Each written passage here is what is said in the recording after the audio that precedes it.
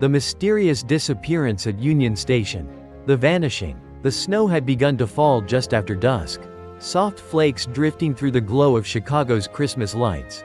Union Station loomed like a cathedral of steel and stone, its marble halls decorated with wreaths, poinsettias, and strands of tinsel that glimmered under the golden lamps.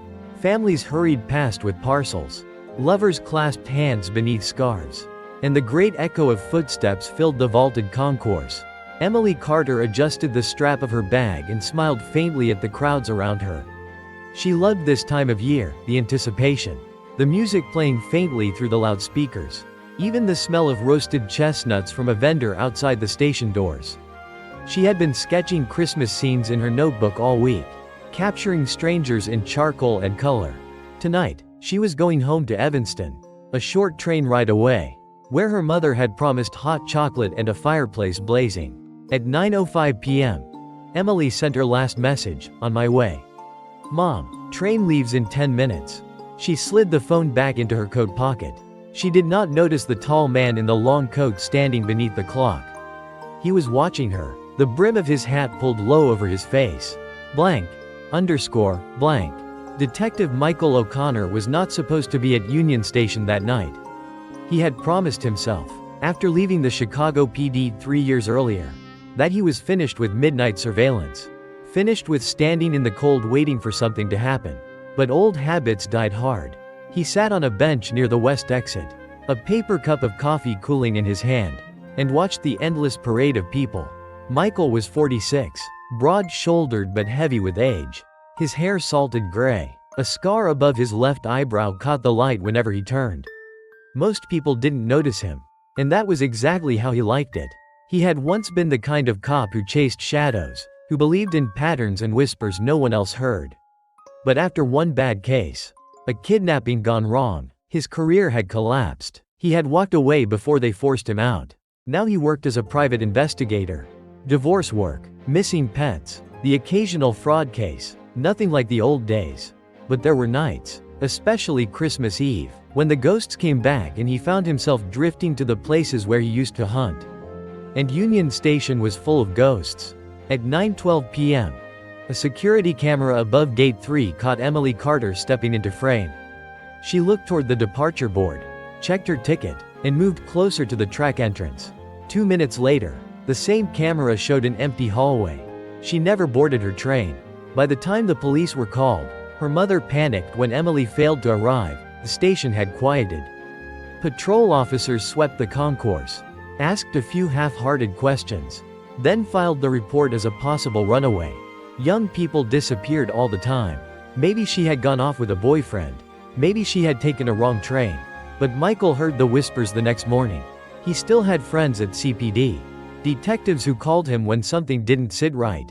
A 22-year-old girl vanishing into thin air from the busiest station in Chicago?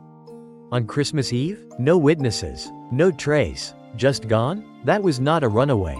That was a crime. Emily's mother, Laura Carter, hired him 2 days later. She had seen his name on a list of recommended investigators, though the officer who passed it on had warned her Michael was unconventional. Laura didn't care. She wanted her daughter back. The first thing Michael did was request the security footage. He sat in the back office of the station with a bored transit officer and ran the tapes again and again. There was Emily, scarf tucked around her neck, hair loose under her hat. There she was glancing at the clock, shifting her bag. Then, static. 5 seconds of blank feed. When the image returned, Emily was gone. Michael leaned back in the chair, heart pounding. He knew glitches happened. Cameras failed. But the timing was too perfect. Someone had cut the feed. Someone who knew exactly how to hide a disappearance. He pushed the tape back. Who has access to this system? The officer shrugged. Maintenance. Security. Contractors. Names. The man gave him a long look, as if considering whether to argue. Then he slid over a list. That evening, Michael returned to the station. He walked the same route Emily had taken, counting his steps, studying the sightlines. The hallway past Gate 3 led to a service corridor. And beyond that, a locked door with a rusted sign. Authorized personnel only. He tested the handle. Locked. Looking for something? Michael turned. A janitor leaned on his mop. Eyes narrow. Just passing through. Michael said. The janitor snorted and walked on. But Michael's instincts flared. He had learned long ago to trust those instincts. Something behind that door mattered. Back in his office, a cramped room above a pawn shop, Michael spread the case notes across his desk. He studied Emily's photo, a bright-eyed young woman with paint smudges on her hands. Art student, University of Chicago, known for her murals of city life. Recently she had been sketching Union Station itself. He flipped through her sketchbook. Delivered by her mother. The last pages showed arches, staircases, the cavernous Great Hall. But one drawing made him pause. It depicted a narrow tunnel, brick-lined, with old Prohibition-era barrels stacked against the wall. Michael frowned. Most students wouldn't even know about those tunnels, unless Emily had seen them herself. Chicago's underworld was built on such tunnels. During Prohibition, gangsters had run whiskey beneath the city, using hidden passages to move contraband unseen. Some led straight from Union Station to speakeasies and warehouses.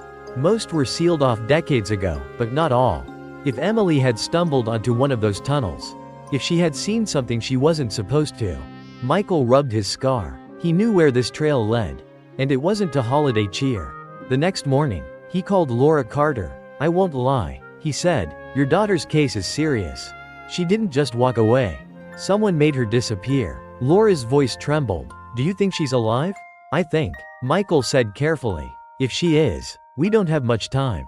That night, Michael descended into the underbelly of Union Station. He bribed a guard for access to the maintenance corridors, carrying only a flashlight and his old service revolver. The air was damp, echoing with the hum of distant trains. He found the rusted door again. This time, his lockpicks made short work of it.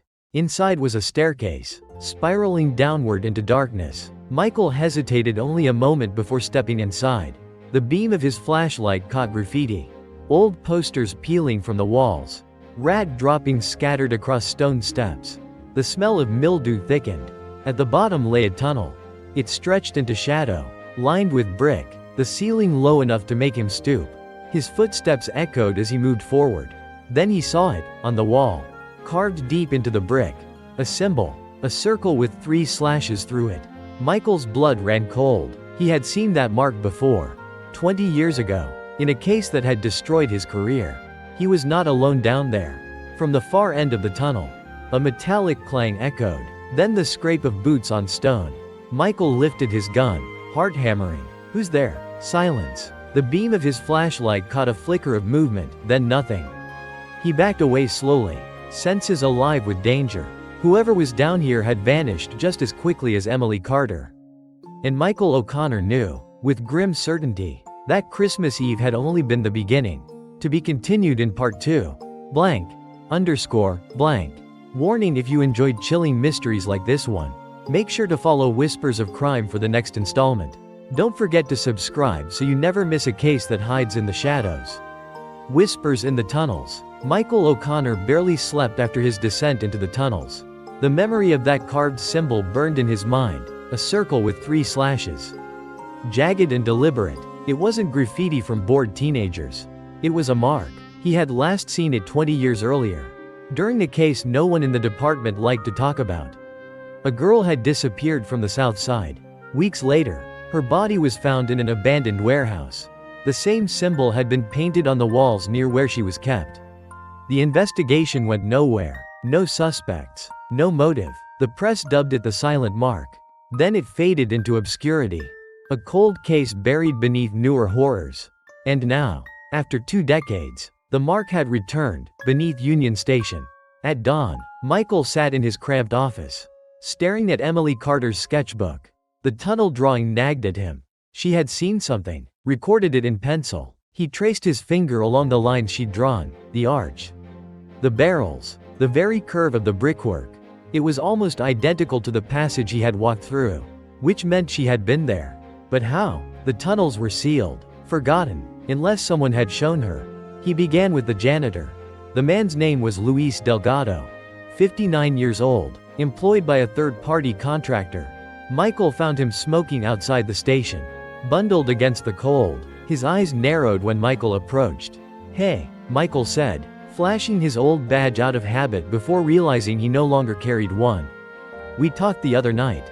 About the door. Delgado exhaled smoke. I remember. You ever go down there? The janitor's face tightened. No one goes down there. Rats. Mold. Not safe. Then why the lock? Why guard it? Delgado flicked his cigarette to the ground. Because sometimes it's better not to know what's behind a door. Michael studied him. Did you see the girl? Emily Carter. Christmas Eve. Delgado hesitated just long enough to betray himself. His hand trembled as he lit another cigarette. I see a lot of people. Faces blur together. Michael leaned in. This one didn't blur. For a second, the janitor's eyes flicked sideways toward the station's great hall, as if checking whether anyone was listening. Then he turned away. Leave it alone, detective. Some things don't want to be found.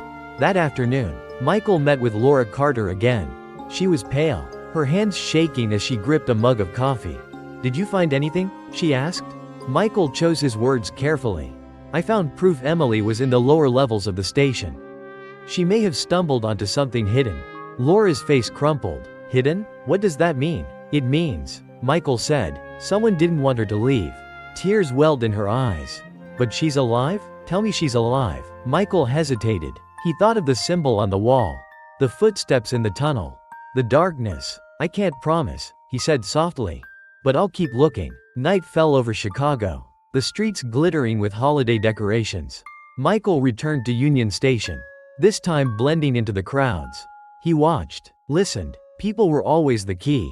Someone always saw something. Near the cafe, he spotted a familiar face, Reverend Paul Ashford, a local priest known for his tireless presence in the city's transit hubs. He handed out pamphlets, offered prayers, always lingering where travelers passed. Michael approached. Father Ashford, haven't seen you since the Bishop case.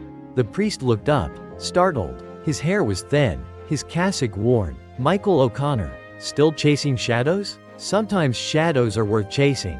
Michael said, you were here Christmas Eve, weren't you? Ashford nodded. Every year. Midnight mass in the hall. Did you see Emily Carter? Michael showed him the photo. The priest frowned. She looks familiar. But so many faces. Wait. His brow furrowed. Yes, she came to me. Asked if the tunnels beneath the station were real. Michael's pulse quickened. And what did you tell her? Ashford hesitated. That some doors are better left closed. She laughed. Said she was working on a piece of art.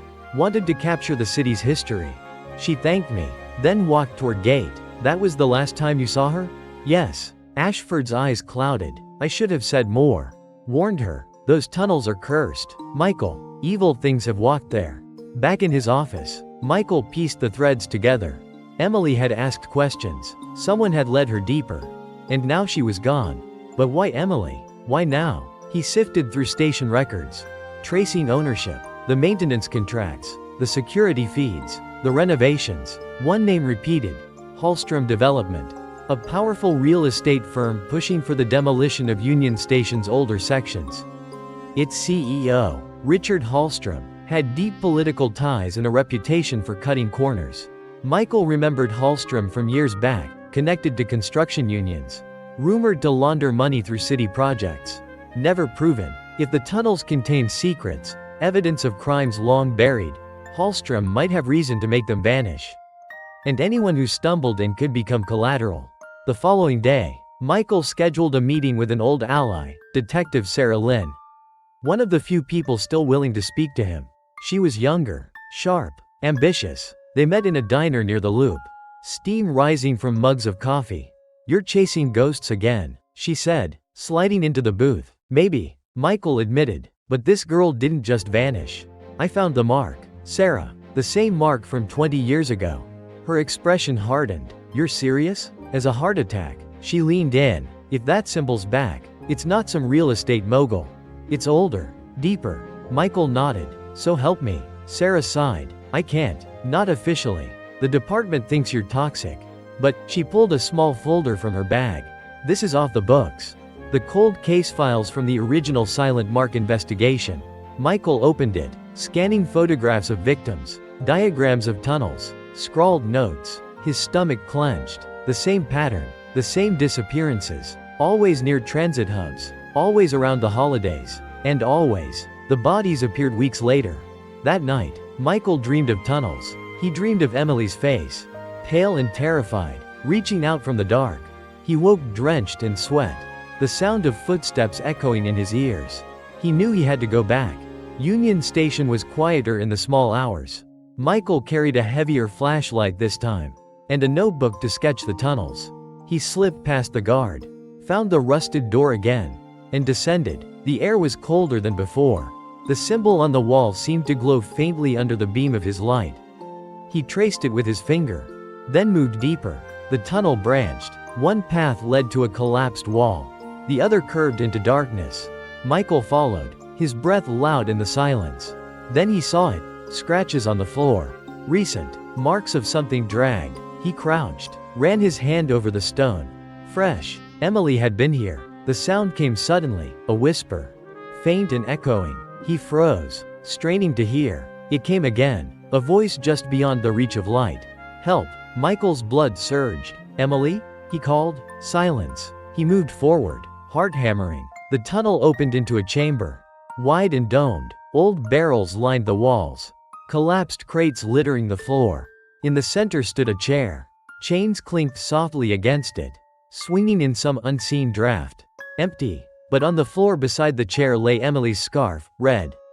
Crumpled, stained with dust. Michael picked it up, fingers trembling. She had been here, recently. The whisper came again, closer this time. He swung his light, and caught the flash of a figure darting into the shadows. Stop, Michael shouted, lunging forward. His boots pounded against the stone as he chased the shadow through the chamber. Down another corridor, but the figure was fast, weaving through the darkness, and soon Michael was alone again, the echoes of his pursuit mocking him. Breathless, he stopped. The tunnel had ended at a bricked wall. Someone knew these passages better than he did. Someone was playing with him, and Emily's life hung in the balance. The city above slept peacefully, wrapped in the glow of Christmas lights. But beneath Union Station, something old and terrible had awakened. Michael O'Connor knew he was running out of time. To be continued in Part 3. Bell if you're gripped by this case. Don't forget to subscribe to Whispers of Crime for the next chapter. Every click helps us bring you deeper into the shadows of Chicago's mysteries. The first suspect. Michael O'Connor sat in his car across from Union Station, scarf pulled tight against the bitter wind. Chicago was unforgiving in winter, and this year the cold seemed sharper, biting deeper into the bone. But Michael hardly noticed. On the seat beside him lay Emily's scarf, folded carefully in a plastic bag. The red fabric was proof she had been dragged beneath the city. He had been a cop long enough to know what that usually meant. But his gut fought the logic. Something about Emily's disappearance didn't fit the old pattern. She wasn't a runaway, wasn't a random target. She had been pulled into the tunnels for a reason, and reasons left trails. The first trail pointed back to Halstrom development. Michael spent the next morning digging through property records at City Hall, drinking stale coffee under flickering fluorescent lights. Halstrom had been buying up parcels around Union Station for nearly a decade. Renovation permits, construction contracts, urban renewal projects, on paper. It all looked legitimate, but Michael's instincts screamed otherwise. Buried in the records was one line item that stood out: subterranean assessments. Halstrom's company had paid for surveys of the tunnels beneath Union Station just 6 months ago. Why? The city wasn't supposed to know half those tunnels still existed. Michael copied the files, tucking them into his coat. One name appeared again and again as the signatory: Frank Doyle, head of security for Halstrom Development. Michael knew Doyle by reputation. Ex-cop, left the force under disciplinary circumstances. Now Halstrom's fixer. If Emily had stumbled into something sensitive, Doyle would be the man to make her disappear. That night, Michael tracked Doyle to a bar on the south side, a dive where old cops went to drink and forget. Smoke hung thick in the air, and neon lights buzzed above the counter. Doyle sat in the corner, a mountain of a man with a face carved from stone. His knuckles were scarred, his nose bent from too many fights.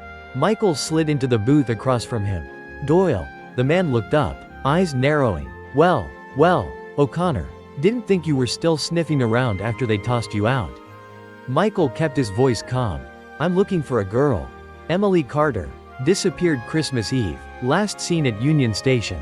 Doyle smirked. And you think I tucked her under my arm and carried her off?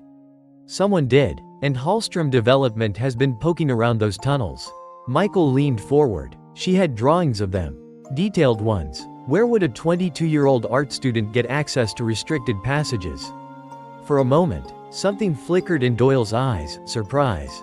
Maybe anger. Then he barked a laugh. You still see patterns and shadows. Always were obsessed. Michael held his gaze. If she's alive, Doyle, I'll find her. And if she's not, you'll do what? You don't have a badge anymore. Doyle drained his glass, slammed it on the table. Go back to your office. O'Connor, let this one go. Michael stood slowly. That's the thing. I don't let go. As he walked out, he felt Doyle's eyes burning into his back. The next morning, Michael's office door was ajar. He had locked it the night before. His desk was overturned, drawers yanked out, papers scattered across the floor. The only thing missing was Emily's scarf. Michael clenched his fists. Doyle's warning hadn't been idle. Someone wanted to erase the trail. But in their haste, they had missed something. Pinned beneath the leg of the fallen desk was a slip of paper, half torn, but legible enough. An address scrawled in pencil, Warehouse 47. Lower Wabash. Michael's pulse quickened. A lead. Warehouse 47 was a hulking ruin near the river. Its windows shattered, doors chained but easily cut. Inside, the air was damp and stale, echoing with the scuttle of rats. Dust coated everything, but the floor showed signs of recent use. Footprints in the grime. Drag marks leading deeper inside. Michael followed the trail to a hidden staircase descending into the earth. His flashlight flickered over old crates, broken bottles, and at the far wall, another symbol. The circle with 3 slashes. This one was painted in fresh black, and beneath it lay a pile of photographs. Michael bent, picking them up, his chest tightened. The photos were of Emily. Some candid, taken from a distance at the university. Others showed her entering Union Station. The most recent captured her in the tunnel, eyes wide with fear, a hand gripping her arm. Michael's hand trembled as he shoved the photos into his coat. Whoever was behind this wasn't just opportunistic, they had stalked Emily. Watched her, waited for the right moment. The scrape of a shoe echoed behind him. Michael spun, gun raised. A figure stepped from the shadows, thin, wiry, with a mop of unkempt hair and eyes like burning coals. He grinned. You shouldn't be here, detective. Michael steadied his aim. Where is she? The man tilted his head. You'll see soon enough. But you keep digging, and you'll join her. He bolted toward the staircase. Michael cursed and gave chase, his boots pounding against the floor. He burst into the street just in time to see the man vanish into a black van that roared away. Tires screeching on wet pavement. Michael fired a shot at the back tire. But it was too late. The van disappeared into the maze of Chicago streets. Shaken, Michael returned to his office and spread the photos on the desk. The images gnawed at him. Emily was alive when they were taken. The chains in the chamber proved she had been held. But for what? His phone buzzed. Unknown number. He answered. A distorted voice crackled through.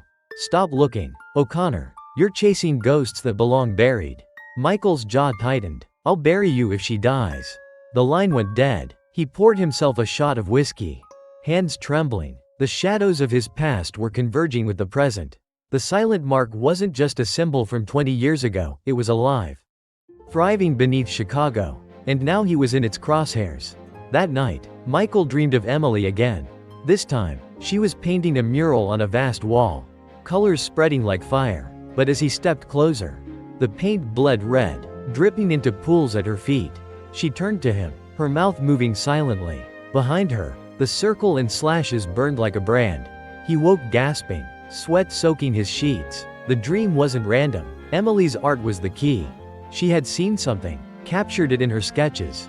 And for that she had been taken. Michael dug through the sketchbook again. This time under a brighter lamp. One page caught his eye. What looked like random strokes of charcoal. But when he tilted the page, the lines resolved into a map. A map of the tunnels. And at the bottom corner, she had scribbled one word, Haven.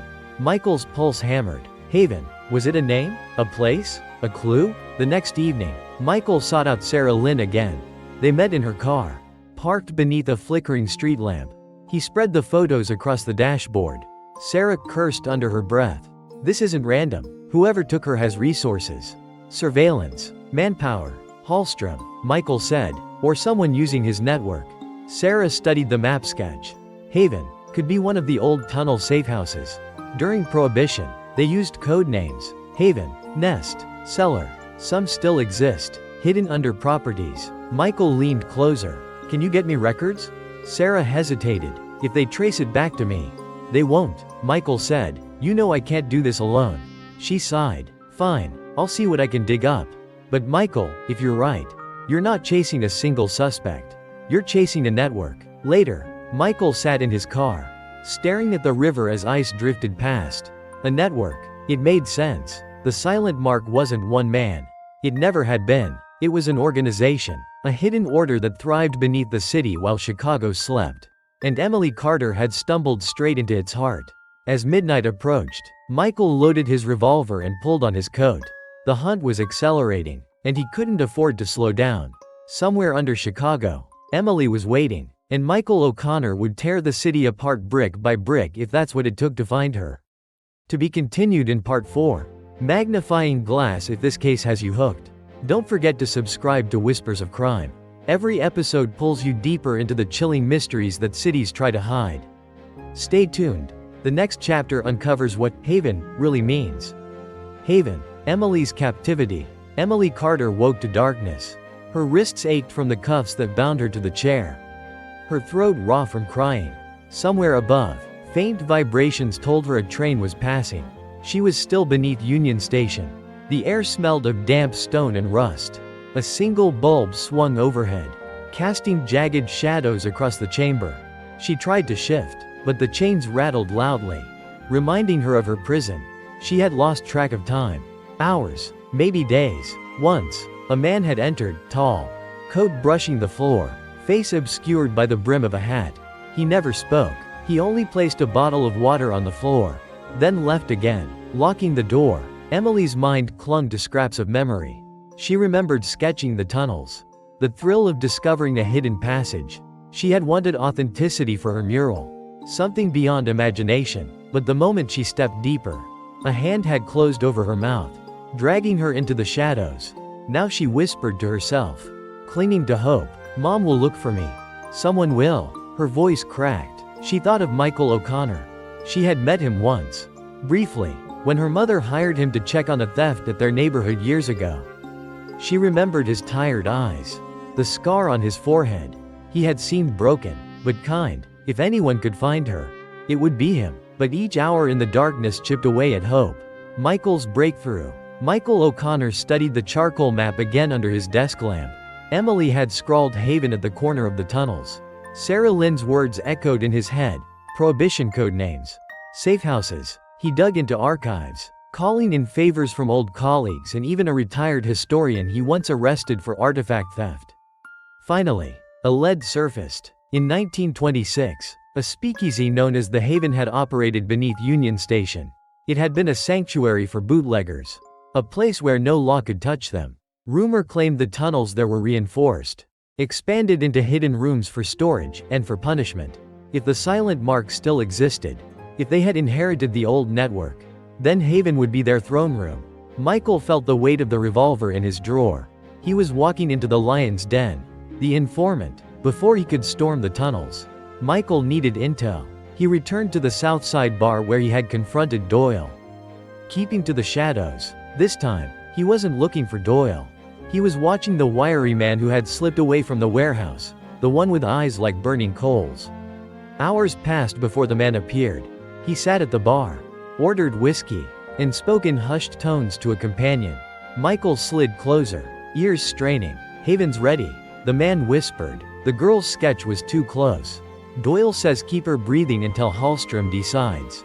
Michael's blood chilled. Emily was alive. He pushed off the stool, approaching calmly. "Buy you a drink?" he asked, sliding into the booth uninvited. The man stiffened. "Who the hell?" Michael pressed his revolver against the man's thigh beneath the table. "Name's O'Connor. Tell me where Haven is, or your kneecap becomes confetti." The man's companion bolted, but Michael kept the gun steady. The wiry man licked his lips, eyes darting. "You're insane. Try me," Michael growled. Finally, the man exhaled. "Beneath track 1 service hatch by the storage lockers. That's all I know." Michael leaned back, lowering the gun. "Appreciate your honesty." As he stood, the man spat, "They'll kill you. Nobody walks out of Haven." Michael's reply was cold. "Watch me." Beneath Track 12, Union Station throbbed with life above, families boarding trains. Announcements echoing, but beneath Track 12 lay silence. Michael found the hatch disguised as a maintenance panel. Rust flaked under his grip as he pulled it open, revealing a ladder descending into blackness. He climbed down, flashlight clenched in his teeth. Revolver in hand, the tunnel stretched ahead, bricks damp with condensation. The deeper he went, the stronger the stench of mold and decay. At last, he found it, the Haven. It was larger than he imagined, a subterranean hall lined with wooden beams. The remnants of an old speakeasy. Tables were overturned, bottles shattered, but the walls bore fresh marks of habitation, sleeping bags, crates, and symbols painted in black. The silent mark, dozens of them, and at the far end stood a heavy iron door. Michael approached cautiously, ear to the metal. He heard nothing. Slowly, he pressed the handle, locked, but scratches on the floor told him it had been opened recently. Emily was inside. He was sure of it. The confrontation. A voice echoed from the shadows behind him. "You never learn, O'Connor." Michael turned. Frank Doyle stepped into the light, a pistol gleaming in his hand. Behind him, two more men emerged, faces masked, knives at their belts. Michael raised his revolver. "Where is she?" Doyle sneered. "You don't get it, do you? She saw too much. The sketches, the tunnels, if those walls talk. Halstrom's empire crumbles. We can't let that happen. Then let her go. She's just a kid." Doyle's laughter was cold. "No one is just a kid when they threaten the machine. She goes missing. People forget. Same as always." Michael's grip tightened. "Not this time." The standoff crackled with tension. Doyle gestured to his men. "Take him alive. I want him to see what Haven really means." The henchmen moved forward. Michael fired once, the crack deafening in the tunnel. One man fell. Chaos erupted. Michael ducked behind a beam as bullets ricocheted. He returned fire, catching the second man in the shoulder. Doyle fired back, the shot grazing Michael's arm. Pain seared, but adrenaline kept him moving. He lunged forward, slamming into Doyle, both men crashing against the iron door. The revolver skittered across the floor. Doyle's fist smashed into Michael's jaw, but Michael countered with a knee to his ribs. They grappled, teeth bared, grunting like animals in the dark. Finally, Michael seized Doyle's wrist, slamming it against the wall until the pistol clattered free. He drove his elbow into Doyle's temple, knocking him unconscious. Breath ragged, Michael pressed his ear to the iron door again. A faint sound reached him, a sob. Emily. The rescue attempt. Michael searched Doyle's pockets until he found a ring of keys. His hands shook as he tried each one in the lock. Finally, the mechanism clicked. The door swung open, revealing a chamber lit by a single bulb. Chains hung from the walls. And in the center, Emily Carter. Her eyes widened, tears streaking her face. Michael?" He rushed forward, cutting the bonds. "It's okay. I've got you." She collapsed against him, weak but alive. I thought no one was coming." "You're tougher than you think," he said, steadying her. But before they could move, footsteps thundered from the tunnels. "Reinforcements," Michael cursed, pulling Emily close. "Stay behind me." The silent mark was coming, and Haven was about to become a battlefield. To be continued in Part 5. Bell if you've been gripped by this escape into Chicago's underworld. Subscribe to Whispers of Crime for the next chapter. The silent mark's secrets are only beginning to surface, and you won't want to miss what happens inside Haven. The silent mark. A breath of freedom. The iron door creaked as it closed behind them. But freedom felt fragile. Emily clutched Michael's arm, her body trembling with exhaustion. "Can you walk?" Michael whispered, eyes scanning the shadows. She nodded weakly. "Just don't let go." Michael retrieved Doyle's pistol from the ground, tucking it into his waistband. 2 guns, limited ammo. Every shot mattered. The tunnels ahead pulsed with noise, shouted commands. Boots hammering against stone. The silent mark was converging. Michael pointed toward a side corridor. "This way. Stay low." They moved swiftly, Emily's breath ragged in the cold, damp air. For a moment, Michael dared to believe they might slip away. But Haven wasn't done with them. The pursuit. Shadows shifted behind them. A flashlight beam cut through the dark. followed by the metallic click of a rifle being cocked. "Go!" Michael barked, pulling Emily forward. Bullets rang out, sparks flying from the tunnel walls. They ducked around a corner, finding cover behind an old storage crate. Emily pressed her hands over her ears. Trembling, Michael peered out, firing a shot to force the gunman back. "They're hurting us," he muttered. Emily's voice cracked. "Why me? Why didn't they just kill me?" "Because you saw something they can't let the world see," Michael said, mind racing. "Your sketches, they hit a nerve. You stumbled onto their blueprint." Her eyes widened. "The tunnels, the hidden rooms. I thought it was history."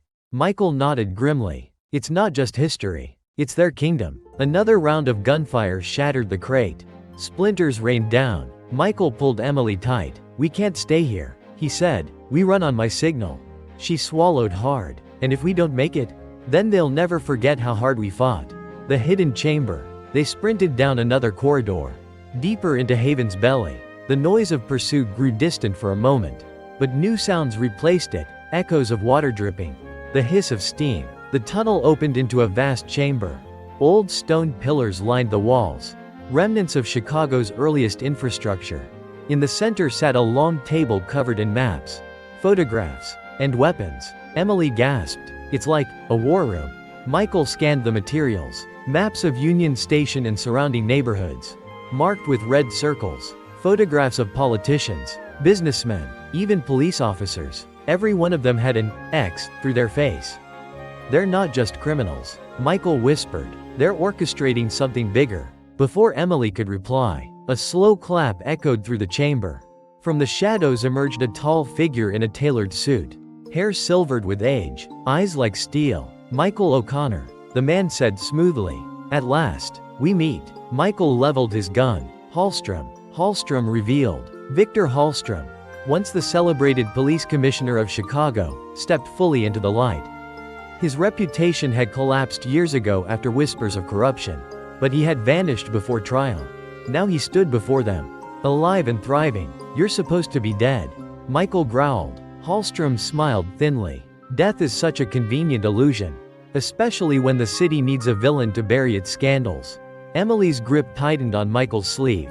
"You're the one who—" "Yes," Halstrom interrupted gently, almost paternal. "I ordered your removal, Miss Carter, not out of cruelty, but necessity. Your art, so beautiful, so precise, was also dangerous. You drew too close to Haven. To us." Michael's jaw clenched. "So you abduct students now? That's your empire?" Halstrom's laugh was low and chilling. "Empires are built on silence. The silent mark exists because men like me know that secrets are stronger than bullets. And you, Michael, you've always been allergic to silence." "The offer." Halstrom gestured, and armed men emerged from the shadows, surrounding them, guns aimed, fingers itching. "Still," Halstrom said, eyes gleaming, "I admire your tenacity. You've proven useful in the past. I offer you a choice." Michael raised an eyebrow. "I'm listening." "Join us," Halstrom said simply. "Use your skills to protect Haven, not destroy it. You'll never want for money, influence, or protection again. Miss Carter will live, and perhaps even thrive under our watch." Emily recoiled. "He's insane." Michael stared at Halstrom, mind whirling. He could feel Emily's eyes on him, searching for reassurance. Halstrom leaned closer. "Think carefully. Detective, you spent years drowning in failure, haunted by the cases you couldn't solve. Haven could give you purpose again." Michael's silence stretched long. Then he smirked bitterly. "My purpose is burying bastards like you." The escape erupts. Before Halstrom could reply, Michael hurled his flashlight at the nearest gunman, shattering the bulb and plunging the chamber into chaos.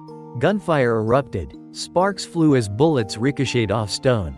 Emily dropped to the ground, covering her head. Michael seized her wrist. "Move." They sprinted toward a side passage as Halstrom shouted orders.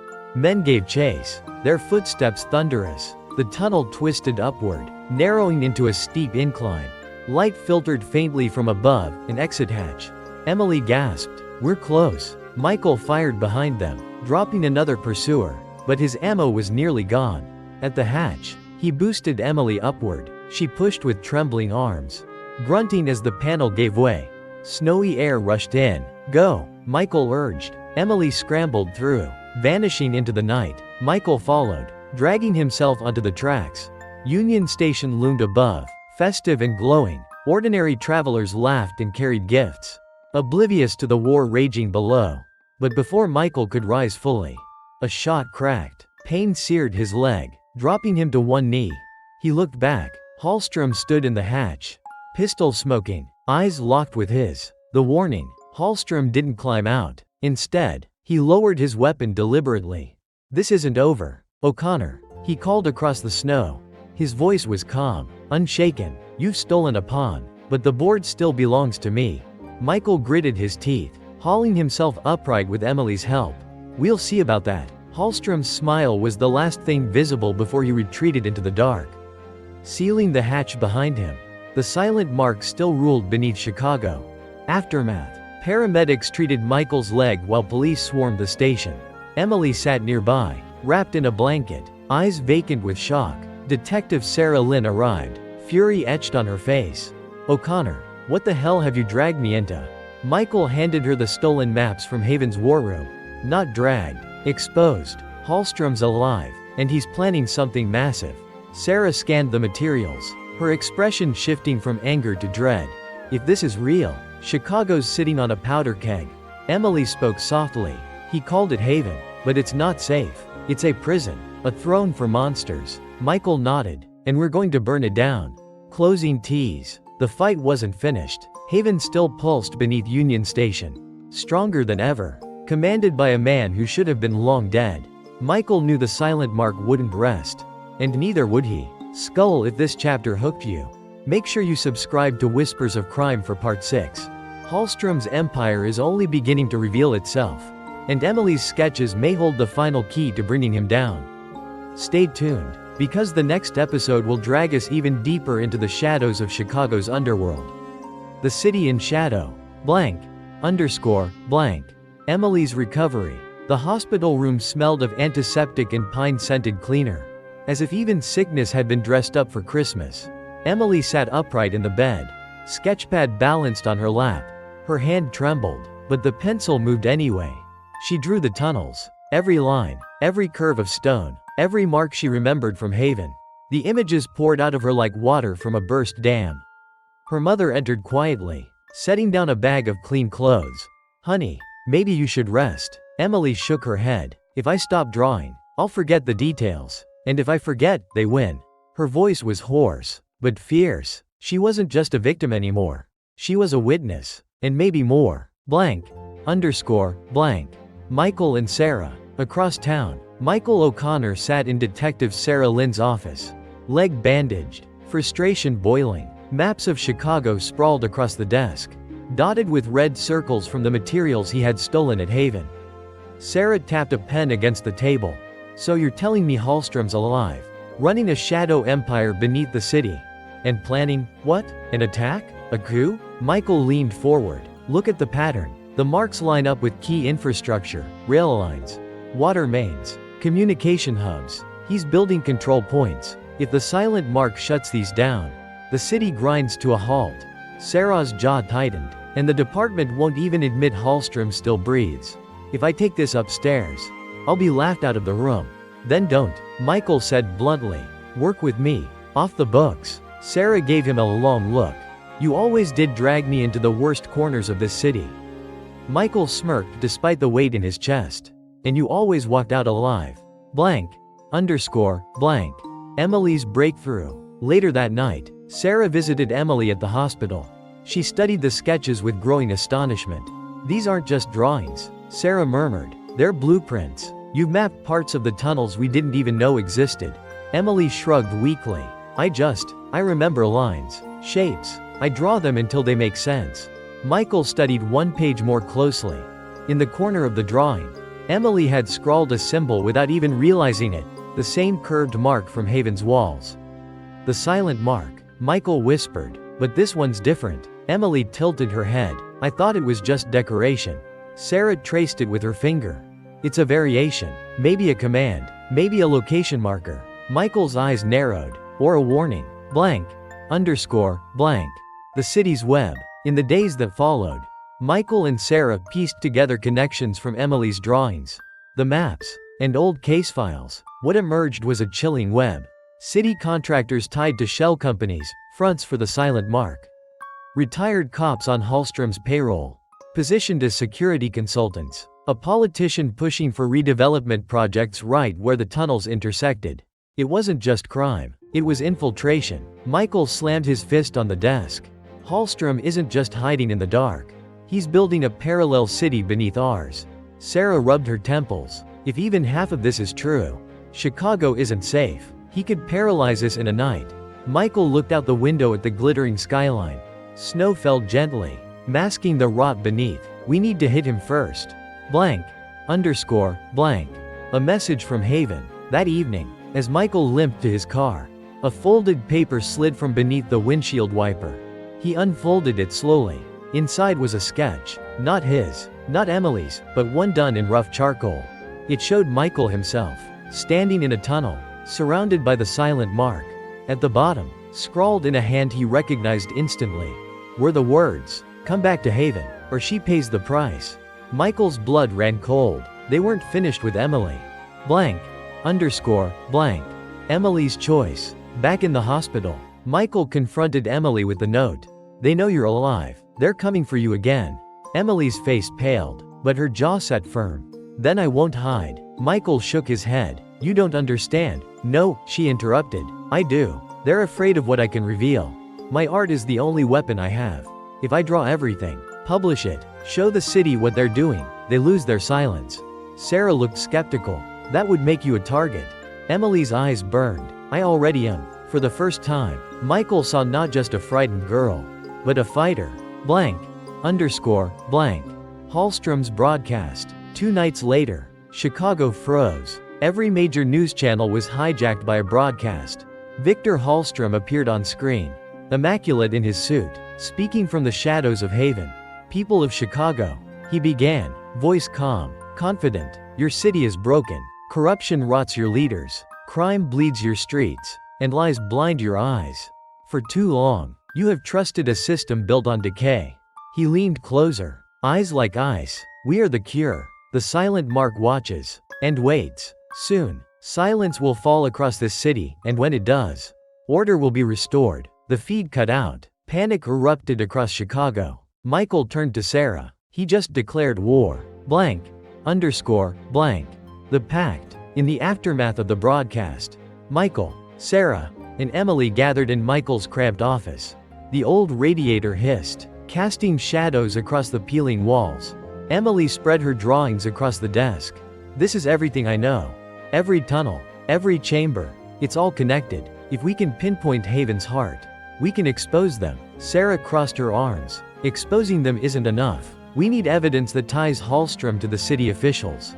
The cops, the contractors. Without that, it's just conspiracy." Michael lit a cigarette, the smoke curling in the stale air. "Then we do both. We find Haven's heart. We drag Halstrom into the light. And we burn his empire down." Emily looked between them, fear and determination warring in her eyes. "And if we fail?" Michael exhaled smoke slowly. "Then Chicago falls silent." Blank. Underscore. Blank. Closing tease. The silent mark was no longer a rumor. Halstrom had revealed himself to the city. Fear spread, but so did defiance. Michael, Sarah, and Emily had formed a fragile pact. Together, they would strike at Haven's heart. But Halstrom had been planning for decades. And he wasn't done playing games. Blank. Underscore. Blank.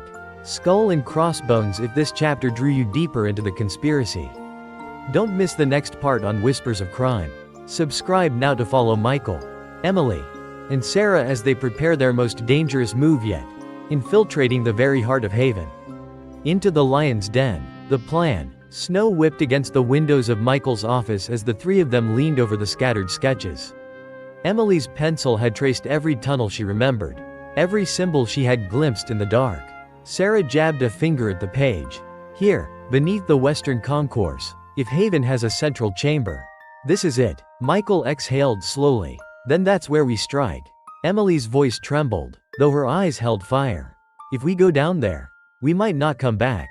Michael met her gaze. "You're right, but if we don't, Halstrom owns this city." The silence that followed was thick with unspoken fear. At last, Sarah holstered her sidearm. Fine, let's end this. The descent. They chose midnight, when the trains above would be fewest. Armed with flashlights, pistols, and Emily's drawings, they slipped through the maintenance hatch beneath track 1. The air grew colder with each step down. Echoes whispered in the dark, as though the tunnels themselves remembered every crime committed within. Emily hugged herself, sketchpad tucked under her arm. It feels different this time. Michael nodded grimly, because they're waiting. And indeed they were. The first trap. They entered a long corridor lined with rusted pipes. Halfway through, a metallic clang echoed behind them. The hatch had slammed shut. Red lights flickered on, bathing the tunnel in blood-colored glow. A voice crackled through hidden speakers. "Welcome back, O'Connor." Halstrom's voice purred. "I hoped you'd be foolish enough to return." Sarah aimed her gun at the shadows. "He's watching us." Michael scanned the ceiling. Tiny lenses gleamed. Cameras. He's been watching all along. A hiss filled the corridor. Gas seeped from the pipes. Acrid and suffocating. "Run!" Michael shouted. They sprinted, coughing. As the gas thickened, at the far end, a steel door loomed. Michael slammed his shoulder into it. Sarah adding her weight. With a groan, it gave way, spilling them into darkness. Haven's heart. They emerged into a cavernous chamber unlike anything they had seen before. It was a cathedral of crime. Massive stone arches supported the ceiling, and the floor was carved into concentric circles like an arena. In the center stood a raised dais, upon which sat a throne of iron and wood. Symbols of the silent mark were etched into every surface. And waiting there, flanked by armed men, was Victor Halstrom. "Impressive, isn't it?" he said, spreading his arms. "Chicago forgets its foundations, but I remember. This city was built on silence, and silence will rule again."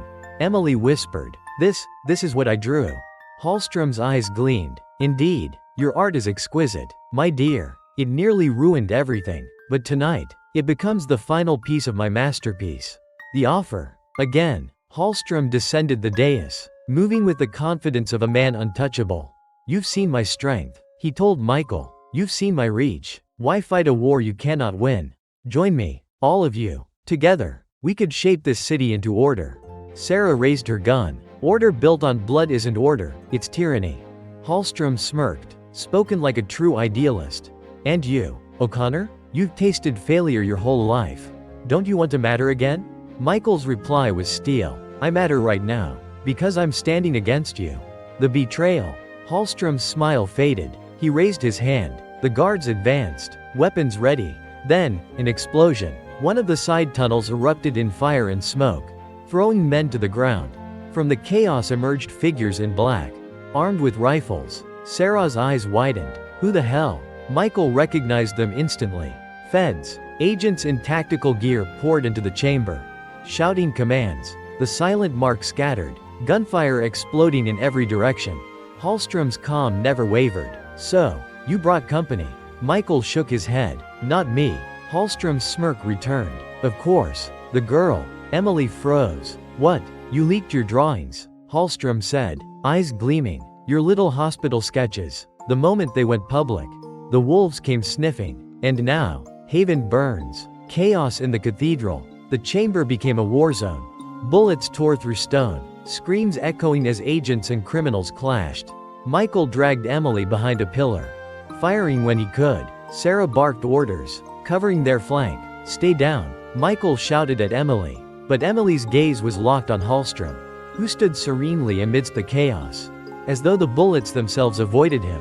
"He's not running," she whispered. Michael followed her eyes. Halstrom was indeed unflinching, his focus fixed on them.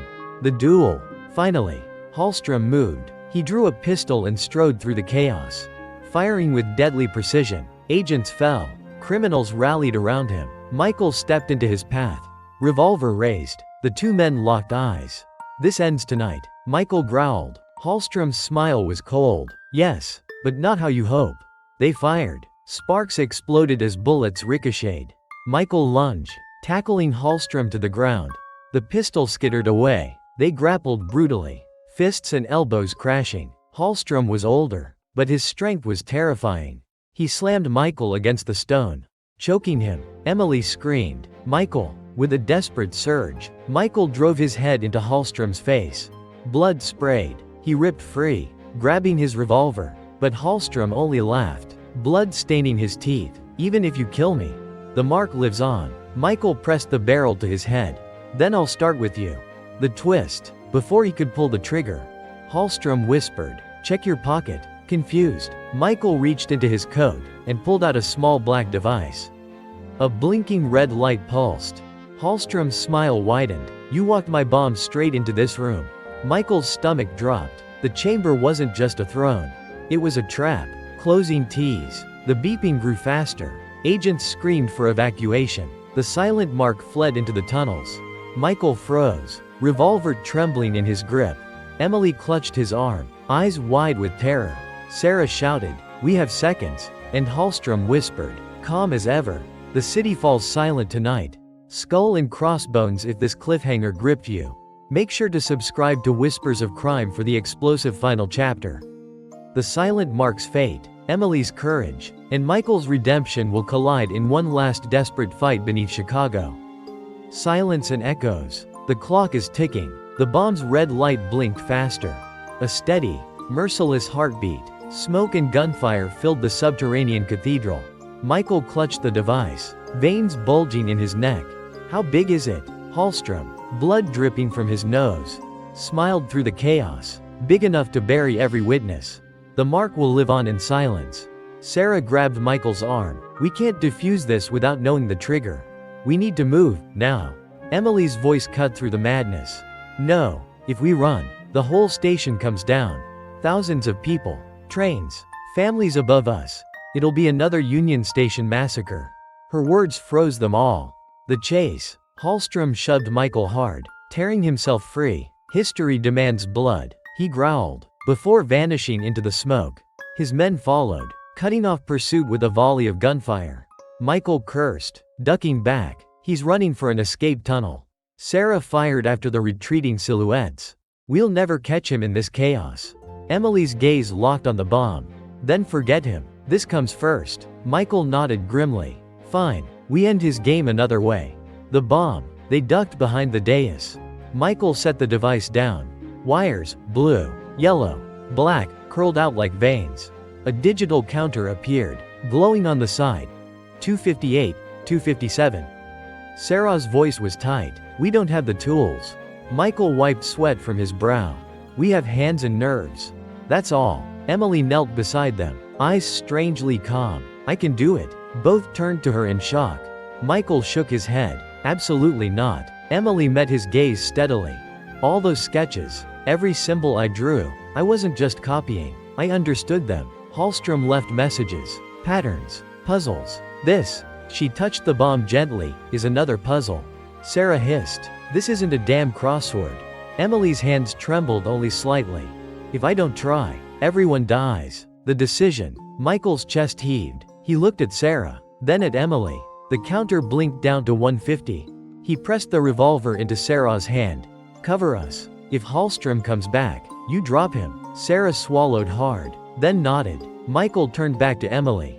You guide me. We do this together. Emily's eyes glistened. Okay, first, don't touch the black wire. It's a decoy. Michael's fingers hovered, slick with sweat. Got it. Halstrom returns. A gunshot rang out. Stone exploded inches from Michael's head. Halstrom's voice boomed through the chamber. You think you can outwit me, O'Connor? I wrote this city's silence. Sarah fired back, bullets sparking against pillars. Keep your focus, she screamed at Michael. The counter dropped. 058, 057. Emily whispered urgently. Blue. Cut the blue. Michael's knife sliced through. The beeping slowed, but then sped up again.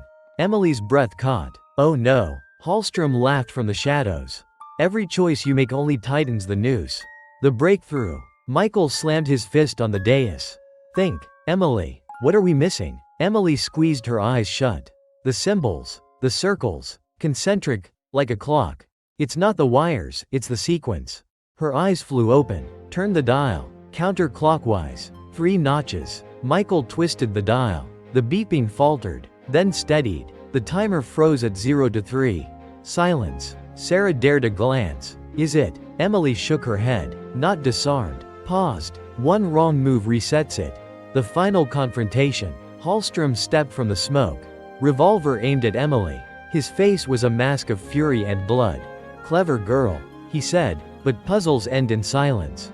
Michael lunged, knocking the gun aside. The two men crashed against the dais, fists flying. Sarah fired at advancing Mark soldiers, her gun nearly empty. Halstrom's strength was monstrous. Born of fanaticism, he slammed Michael down, pressing the barrel to his throat.